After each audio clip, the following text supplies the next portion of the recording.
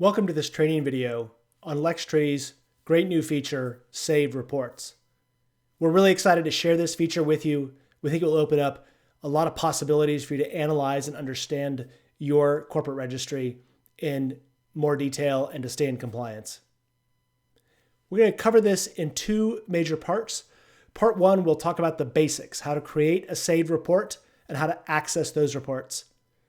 Part two, we'll talk about the difference between static and dynamic reports and how those can be used with saved reports to get different kinds of analysis and data out of your corporate legal information.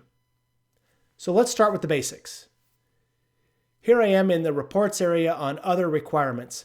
Remember that a requirement in Lextree is any filing obligation or compliance requirement of any kind in any jurisdiction. And we have a variety of things here in this demo system. But we want to save a report. What we want is a report of all of our US filing obligations. Any jurisdiction, doesn't matter, just in the United States, and we want it to be a filing type of requirement. So let's create that report first of all before we save it. We'll click Add Filters, and we'll go to Jurisdiction, Contains, United States. But we said we also wanted the type to be a filing. So we'll say contains filing. Now we have these two filters. So jurisdiction contains United States, requirement contains filing. And here you'll see we have a variety of that. Now notice that because of the way we structured this, that we got this requirement type, which we want because it's a certain kind of filing that's in our requirement type along with our regular quote unquote filings. Now to save this report and access it in the future, we'll simply come and click on Save Report. Lextree will prompt us with some information before we save the report.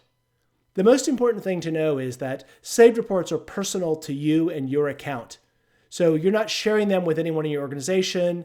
You can delete them, rename them as you will, and you're not going to affect anyone else's work. So we will simply say US filings as our report name. And then on the Saved Reports tab, under all of the reporting features, you'll see your currently saved reports, and here's our US filings report.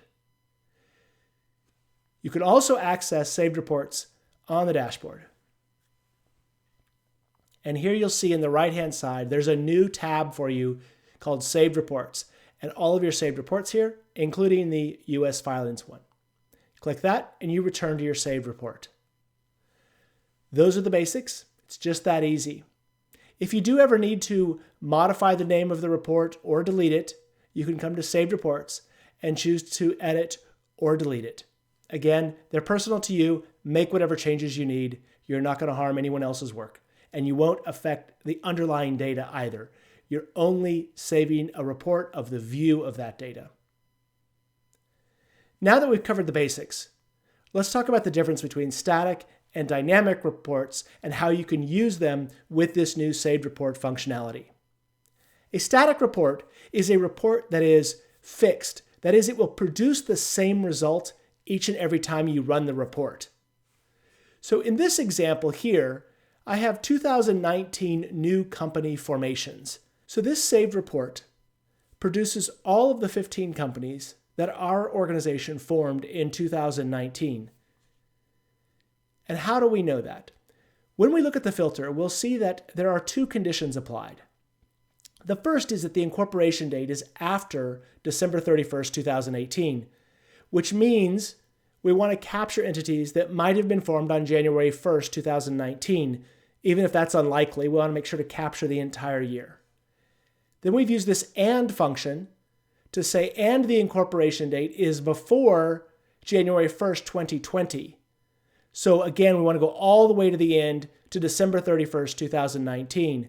And by using the date immediately before and immediately after, we can be certain to grab the entire year. With those two conditions in place, with that AND function, we get these 15 results. No matter when we run this report, we will get the same 15 companies. That's why this report is a static report. The results are always the same. Another example would be a report that runs all of your filings for Q1 2018. That report, in principle, should produce the same results each and every time. Now, there's one important caveat.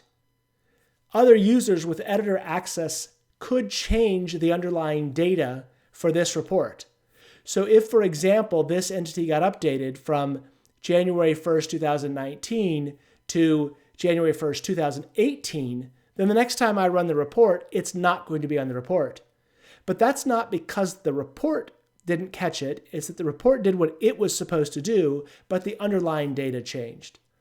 Presumably that happens infrequently, and it might be for quite legitimate reasons. It could be that this date was entered incorrectly the first time, and someone was correcting it. And in fact, it should not show up on a report of 2019 entities.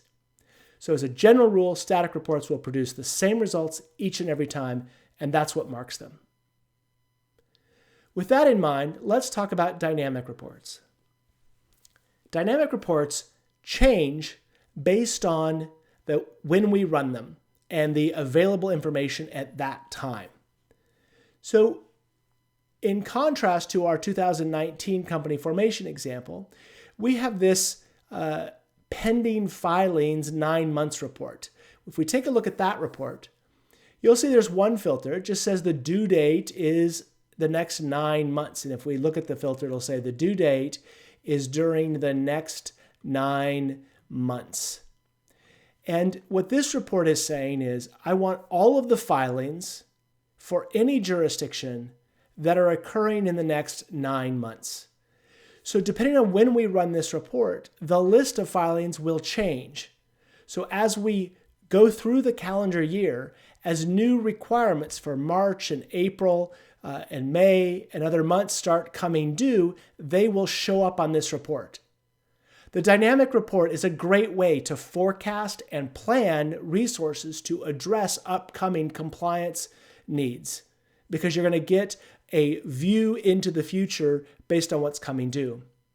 But it doesn't have, a dynamic report can also be about the past. So for example, we could ask for all the filings that have been filed or were due recently by simply saying during the previous 9 months. So this report will give us a very different view. It will always be retrospective, but it will also always be updating, because whenever we run it, it's just going to look back over 9 months and show us the filings that were due in the last 9 months.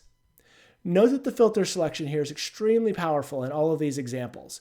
So you can change it to the current week or month or quarter. You can run reports from just in the future or just for today.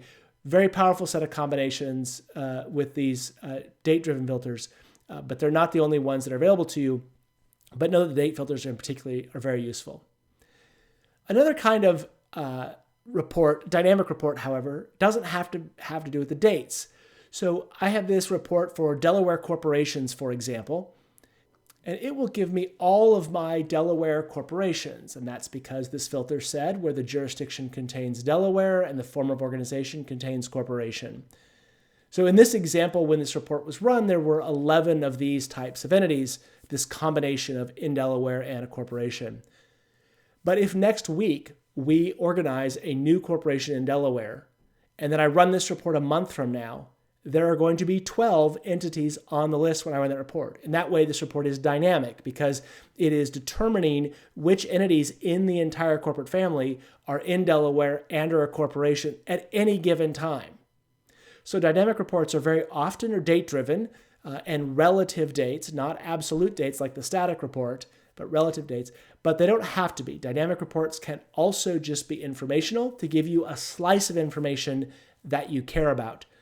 The other example we saw at the very beginning was our U.S. filings report.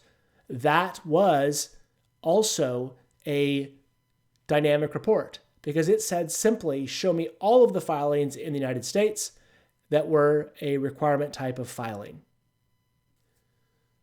So in this training, we've covered the basics about how to save and access saved reports, and then how to use static and dynamic reports in creative ways to access information. We'd love to hear about your questions and examples. Feel free to email us at support@Berkman Solutions anytime with questions about saved reports or anything else at Lextree.